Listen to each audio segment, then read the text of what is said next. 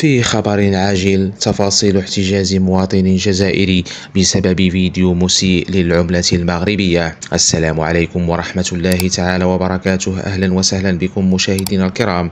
نناقش اليوم قضية أثارت جدلا واسعا على مواقع التواصل الاجتماعي بعد قرار النيابة العامة بمدينة مراكش باحتجاز مواطن جزائري على خلفية ظهوره في مقطع فيديو مثير للجدل.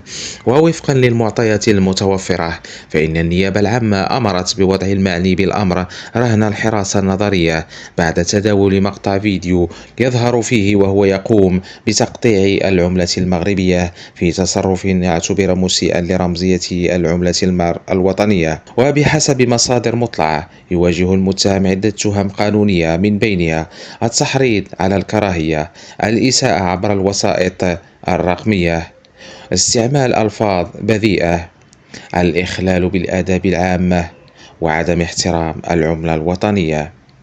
القضية عرفت تفاعلا سريعا من الأجهزة الأمنية، وذلك بعد الانتشار الواسع للفيديو، وما خلفه من استياء كبير لدى الأوساط والرأي العام، حيث اعتبر الفعل مساسا برمزية الدولة واحترام القوانين الجاري بها العمل. وأكدت المعطيات أن السلطات المغربية تعاملت مع الملف وفق المساطير القانونية المعمول بها، مع ضمان احترام حقوق جميع الأطراف في انتظار استكمال التحقيقات واتخاذ القرار القضائي المناسب.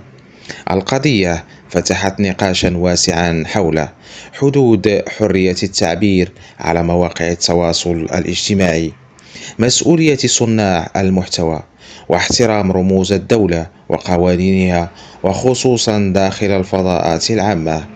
إلى حدود الساعة لا يزال الملف قيد المتابعة القانونية في انتظار ما ستسفر عنه التحقيقات الجارية.